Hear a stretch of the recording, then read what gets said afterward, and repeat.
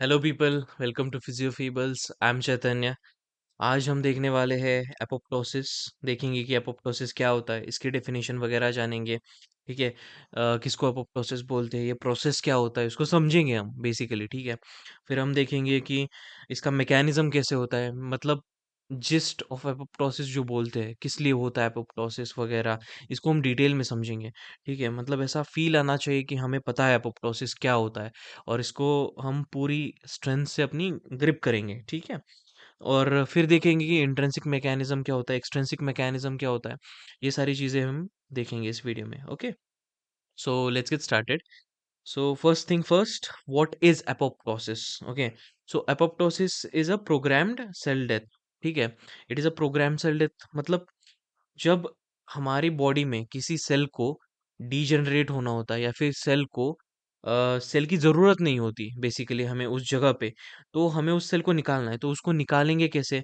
और जब हम उस सेल को निकालना भी चाहते हैं तो ऐसा सेल निकले कि साइड के सराउंडिंग टिश्यूज को डैमेज ना हो, वहां पे कोई साइन ऑफ इन्फ्लेमेशन ना हो। इन्फ्लेमेशन का मतलब कि मतलब रेडनेस ना हो, हीट ना जनरेट हो, वहां पे कोई सेलुलर डैमेज ना हो, बहुत क्वाइटली प्रोसेस हो, बहुत यू नो बिना किसी बाकी प्रोसेस को हार्म किए हुए ये सब चल जाए, ऐसे हमें चाहिए। ठीक है।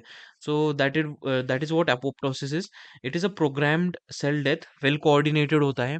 सेल की डेथ मतलब क्या, चलिए देखते हैं फिर से एक बार, एक एग्जाम्पल के साथ समझते हैं, ताकि हमें ठीक से याद भी हो जाए और समझ भी आ जाए। ठीक है। एग्जाम्पल में देखेंगे, organised destructions of cell in embryo, मतलब जब बच्चा पेट में होता है तो इफ यू वुड नोटिस हमारे जो हैंड्स होते हैं उनमें वेबिंग होती है। वेबिंग मतलब क्या, कि ये जो हमारे फिंगर्स है, राइट, ये जो हमारे फिंगर्स है, इन फिंगर्स में है ना ऐसे ट्रांसपेरेंट ट्रांसलूसेंट वेब्स वगैरह बने होते हैं। ठीक है। अब ये वेब्स अडल्ट जब हो जाता है बच्चा, मतलब जब बाहर निकलने का एक्सपल्शन का जो टाइम आता है, ठीक है, उस टाइम पे तो ये वेब्स वगैरह नहीं होते।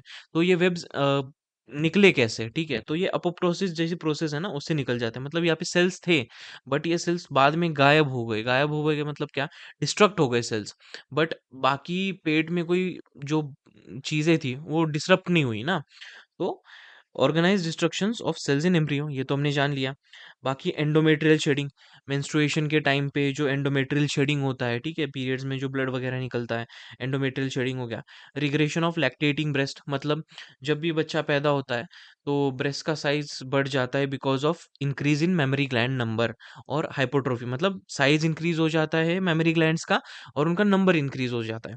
तो जब भी बच्चे को फीड करना रहता है, ठीक है, प्रॉपर न्यूट्रिशन के लिए, it is required to have proper memory glands. तो इसकी वजह से मेमोरी ग्लैंड्स बढ़ जाते हैं। बट जब बच्चा फीडिंग स्टेज से बाहर आ जाता है, जब बच्चा खाना खा सकता है, उस टाइम पे तो इनकी जरूरत नहीं पड़ती ना। तो इस टाइम पे ये जो मेमोरी ग्लैंड्स है ये डीजनरेट हो जाते हैं। ठीक है। Elimination of cancer cells, not just cancer cells. देखेंगे कैंसर सेल्स क्या होते हैं, बेसिकली सेल्स जिन्होंने एबिलिटी लॉस्ट कर दी है टू स्टॉप डिवाइडिंग। ठीक है, मतलब वो कंट्रोल में नहीं रही है, they have got uncontrolled division, uncontrolled multiplication हो रहा है। इसकी वजह से अगर ये सेल्स किसी ग्लैंड में वगैरह प्रेजेंट होंगे तो ये हार्मोन सिक्रेट कर सकते हैं उस ग्लैंड का, या फिर किसी और जगह पे होगे तो ये नॉर्मल फिजियोलॉजी जो है, ठीक है, या फिर नॉर्मल फंक्शन जो है उसको डिसरप्ट कर सकते हैं। तो अगर ये सेल डैमेज होके ज़्यादा ही बढ़ रहा है तो उसको डिस्ट्रॉय करने का काम भी यही प्रोसेस करता है, दैट इज एपोप्टोसिस। ठीक है। I think we are clear with this examples. अभी हम देखेंगे कि एपोप्टोसिस का देखेंगे मैकेनिज्म ऑफ एपोप्टोसिस। ऑलराइट, हम देखेंगे मैकेनिज्म क्या होता है, कैसे ये प्रोसीड होता है वगैरह प्रोसेस। ठीक है। सबसे पहले इनिशिएशन ऑफ एपोप्टोसिस। इनिशिएशन मतलब कैसे एपोप्टोसिस का प्रोसेस चालू होगा। अब जब भी सेल में, ठीक है, सेल के अंदर या फिर सेल के बाहर से कहीं तो सिग्नल आएगा, और वो सिग्नल कैसे होंगे, सर्वाइवल और डेथ सिग्नल्स होंगे। ठीक है। सर्वाइवल और डेथ सिग्नल्स मतलब क्या, कि किसी सेल को अगर जिंदा रखना है तो उसको सर्वाइवल सिग्नल लगेंगे। किसी सेल को अगर मारना है तो उस सर्वाइवल सिग्नल को बस हटा लो और डेथ सिग्नल तो अपने आप बन ही जाएंगे। ठीक है। For example, pro apoptotic factors और anti apoptotic factors. What are the pro apoptotic factors? Pro का मतलब ऐसे याद रखो, प्रोसीड। ठीक है, प्रोसीड करते हैं एपोप्टोसिस को, वो प्रो एपोप्टोटिक फैक्टर्स है। बिम, बिड, बैड। और anti apoptotic factors, BCL2, BCLX, MCL1। ठीक है, ये जो है ये एंटी एपोप्टोटिक फैक्टर्स है। हुँ। अब ये जो फैक्टर्स है, ठीक है? ये दोनों फैक्टर्स बाहर से नहीं आते हैं, ये सेल खुद बनाता है, सेल की मशीनरी बनाती है, राइबोसोम्स वगैरह बनाते हैं, ठीक है? तो ये सेल के अंदर वाली ही फैक्टर्स हैं। अब बाहर से जो फैक्टर्स आएँगे, ठीक है? ये तो हमने सेल के अंदर वाले फैक्टर्स बात कर लिए। इंटरनल है मतलब सेल के अंदर वाला जो भाग है ना, अंदर वाला जो पार्ट है, वहाँ से आ रही है। ये वाले जो है ना, ये सब बाहर से आ रहे हैं। मतलब जो ग्रोथ हार्मोन हो गया, ठीक है? जीएच ग्रोथ हार्मोन हो गया। ग्रोथ हार्मोन सेल की हाइपरट्रोफी, सेल का साइज़ बढ़ाने में, सेल का नंबर बढ़ाने में काम आता है या फिर सेल को ज़िंदा रखने में भी काम आता है। ग्रोथ फैक्टर्स हो गए, ग्रोथ फैक्टर्स मतलब for example insulin like growth factors वगैरह होते हैं जो सेल को बढ़ाए रखते हैं, सेल को ज़िंदा रखते हैं। साइटोकाइन्स, साइटोकाइन्स क्या होता है? तो सेल के बीच का जो कम्युनिकेशन होता है, वो होता है बेसिकली साइटोकाइन्स मतलब कि इंटरल्यूकिन्स वगैरह हो गए। अगर मुझे किसी और से मतलब एक सेल को किसी और सेल से अगर कम्युनिकेट करना है, तो उनका कम्युनिकेशन का प्रोसेस बेसिकली इज़ साइटोकाइन्स, ठीक है? इतना याद रखना। अब एजेंट्स ऑफ सेल इंजरी मतलब हीट, रेडिएशन, हाइपोक्सिया। अगर कई सेल पे हाइपोक्सिया हो गया सॉरी किसी सेल पे अगर हीट ज़्यादा बढ़ गई, ठीक है? हाइपरथर्मिया हो गया, तो उसका तो सेल मेम्ब्रेन डैमेज हो जाएगा। अगर वो रिपेयर नहीं कर पाया, तो उस सेल को रखने का क्या काम? मतलब वो सेल ठीक से काम भी नहीं कर रहा, डिवाइड भी नहीं कर रहा। इससे अच्छा तो हम उस सेल को मार दें और एक नया सेल उसकी जगह पे फॉर्म हो जाएगा जो ये काम ठीक से कर पाएगा। तो रेडिएशन, हाइपोक्सिया सेम थिंग, ठीक है? रेडिएशन में डैमेज हो जाएगा, cellular damage beyond repair. Hypoxia में भी सेम होगा। हाइपोक्सिया मतलब क्या? कि जब भी एक सेल को न्यूट्रिशन या फिर ऑक्सीजन, ठीक है? हाइपोऑक्सिया मतलब सेल में ऑक्सीजन कम है, ठीक है? हाइपोक्सिया सेल में ऑक्सीजन कम है बिकॉज़ ब्लड सप्लाई वगैरह कम है, स्टंटेड ब्लड सप्लाई वगैरह होगा, उसकी वजह से होगा, ठीक है? तो मैंने 2 चीज़ें बता दी, pro apoptotic factors, anti apoptotic factors cell के अंदर बनेंगे ये बाहर से आने वाली चीज़ें हैं, ठीक है? सेल के बाहर से, ये सेल के अंदर से। अब ये मैंने डिफरेंशिएट करके क्यों बताया? ऐसा तो नहीं है इंट्रिंसिक फैक्टर्स इसकी वजह से चलते। No, it is just for better understanding ताकि आप जब पढ़े तो आपको ठीक से समझ आए कि हाँ, ये चीज़ें बाहर नहीं बन रही है, सेल के अंदर ही है, ये बाहर से आ रहा है, ठीक है? तो अभी हम देखेंगे इंट्रिंसिक पाथवे। इंट्रिंसिक पाथवे मतलब बताता हूँ। सेल है, अगर सेल के अंदर से एपोप्टोसिस का सिग्नल आ रहा है, ठीक है? सेल के अंदर से अगर सेल को पता चल रहा है कि मेरा सेल जो है वो काम नहीं कर रहा है ठीक से, मुझे मारने की ज़रूरत है अपने आप को ताकि मेरा शरीर बच जाए, ठीक है? ये सेल खुद सोचता है, सेल के पास इतनी मशीनरी है, तो ये जब चीज़ें तैयार हो जाती है, ठीक है? तय हो जाती है जब ये चीज़ें, तो इंट्रिंसिक पाथवे एक्टिवेट हो जाता है। ये माइटोकॉन्ड्रिया मीडिएटेड होता है। मतलब सेल अगर खुद को मारना चाहे, तो ये माइटोकॉन्ड्रिया पहले मीडिएट करेगा इस सारी प्रोसेस को, ठीक है? माइटोकॉन्ड्रिया ऑपरेट करेगा। अब सेल मरता क्यों है? खुद से क्यों ऐसा डिसीजन ले लेता है कि अभी प्रोसेसेस ठीक नहीं चल रहे हैं? It is because of DNA damage, oxidative stress. मतलब डीएनए डैमेज क्या होता है? हमारा सेल हर बार रेप्लिकेट कर रहा है, डिवाइड कर रहा है, ठीक है? हर बार ये नई मशीनरी बना रहा है, नए एंजाइम्स बना रहा है, प्रोटीन्स बना रहा है। इस टाइम पे डीएनए यूटिलाइज़ होता है और जब ये डीएनए रेप्लिकेट हो जाता है मतलब जब हम सेल डिवाइड करते हैं सेल डिवाइड होता है, रेप्लिकेट होता है, उस टाइम पे क्या होता है कि डीएनए हर बार परफेक्टली तो रेप्लिकेट नहीं होगा, कुछ तो मिस्टेक्स होगी, कहाँ पे तो एंजाइम्स गलती से चूक जाएगा या फिर नहीं जाएगा। तो उसकी वजह से है ना डीएनए डैमेज हो जाता है या फिर आउटर जो फैक्टर्स है जैसे कि हीट, रेडिएशन, हाइपोक्सिया इनकी वजह से भी बहुत बार डीएनए डैमेज हो जाता है और डीएनए अगर रिपेयर नहीं हो पाया तो ये डीएनए डैमेज की वजह से है ना सेल को एक इंट्रिंसिक पाथवे लेके खुद को खत्म करना पड़ जाता है। ऑक्सीडेटिव स्ट्रेस हो गया। अब ये है ना बहुत कॉम्प्लेक्स रीजंस है मतलब क्या कि इनको ऐसे इनको बस ऐसे पढ़ के समझ में नहीं आता है कि इनका मतलब क्या है वगैरह, ठीक है? इसको हम ठीक से अंडरस्टैंड करेंगे और एंड में हम सारे फैक्टर्स लिस्ट करेंगे जो एपोप्टोसिस प्रोसीड कराते हैं मतलब एपोप्टोसिस करना पड़ता है सेल को जिसकी वजह से, ठीक है? अब ये ऑक्सीडेटिव स्ट्रेस क्या हो गया? तो ऑक्सीडेटिव स्ट्रेस मतलब समझ लो कि माइटोकॉन्ड्रिया रेस्पिरेशन करा रहा है, ठीक है? माइटोकॉन्ड्रिया में रेस्पिरेशन हो रहा है मतलब ग्लूकोज एटीपी में कन्वर्ट हो रहा है, बाय प्रोडक्ट निकल रहा है हमारा ऑक्सीजन। अब ये ऑक्सीजन जो है, ये अगर H2O2 में कन्वर्ट हो गया, ठीक है? H2O2 में कन्वर्ट हो गया या फिर इसकी रिएक्शन हो गई हाइड्रोजन के साथ तो H2O2 बन गया या फिर एक हाइड्रोजन सुपर ऑक्साइड आयन बन गया, मतलब O2 है और एक फ्री रेडिकल है। फ्री रेडिकल मतलब क्या? कि हमारे पास एक एक्स्ट्रा इलेक्ट्रॉन है। अब ये एक्स्ट्रा इलेक्ट्रॉन है ना बहुत दिक्कत करता है। क्यों? क्योंकि ये मॉलिक्यूल अनस्टेबल हो गया और इस इलेक्ट्रॉन को कहीं-कहीं पे जाके बॉन्ड बनाने हैं। ये तो ठीक बात नहीं है। ठीक है?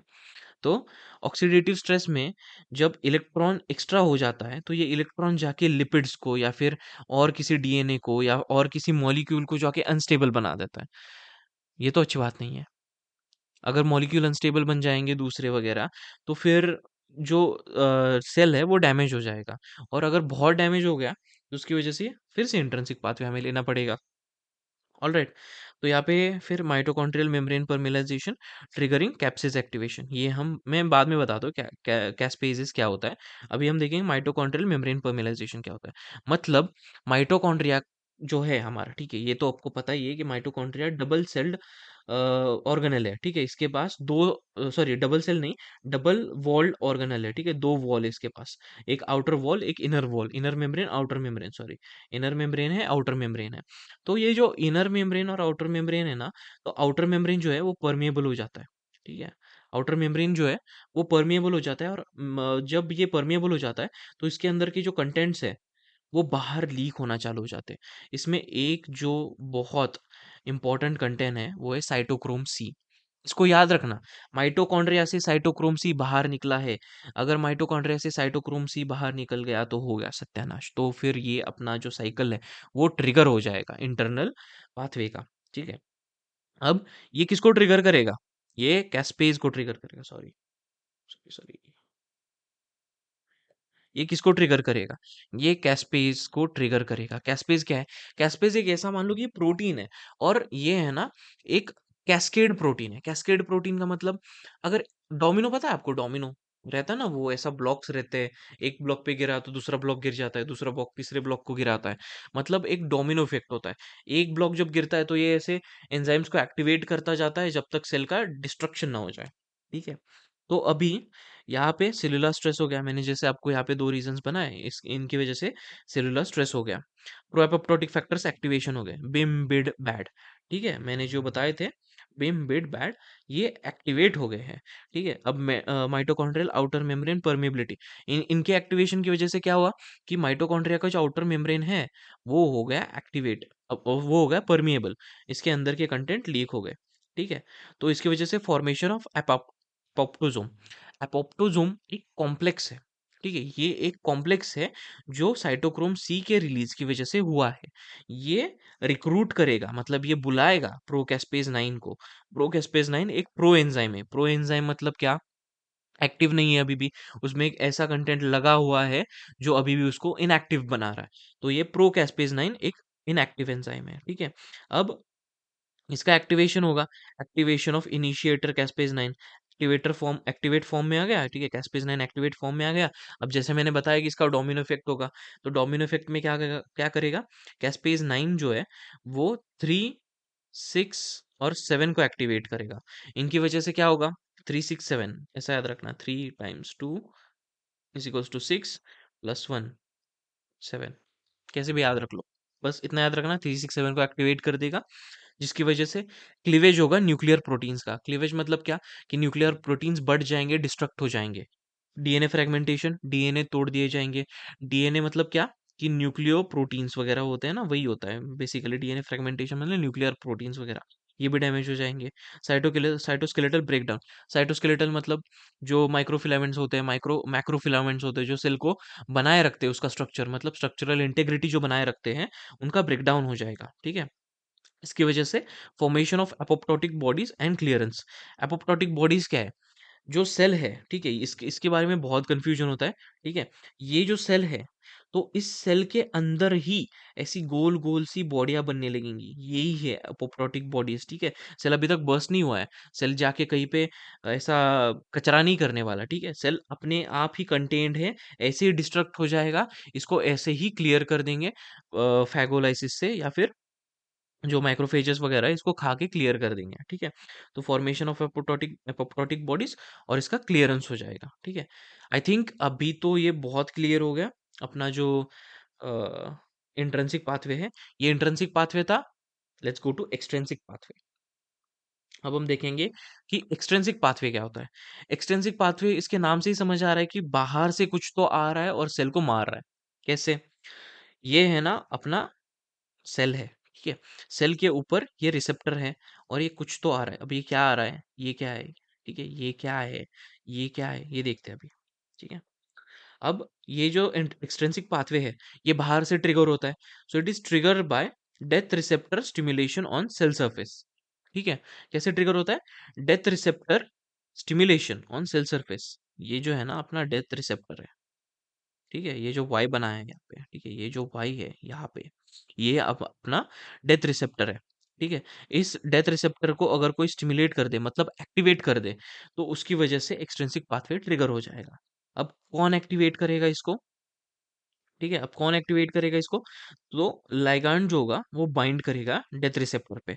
ये लाइगांड है, लाइगांड एक स्पेसिफिक मॉलिक्यूल होता है, एक स्पेसिफिक बायोकेमिकल सब्सटेंस होता है जो रिसेप्टर को एक्टिवेट कर देता है स्टिमुलेट करके, या फिर रिसेप्टर को बाइंड करके एक कॉम्प्लेक्स बना देता है, जिसकी वजह से फर्दर जो साइकिल है, ठीक है, यहाँ पे एक्टिवेट हो गया, एक कॉम्प्लेक्स बन गया, ये अंदर स्टिमुलेट करेगा। तो लाइगांड बस वही है, एक बायोकेमिकल मॉलिक्यूल है जो रिसेप्टर को स्टिमुलेट करेगा।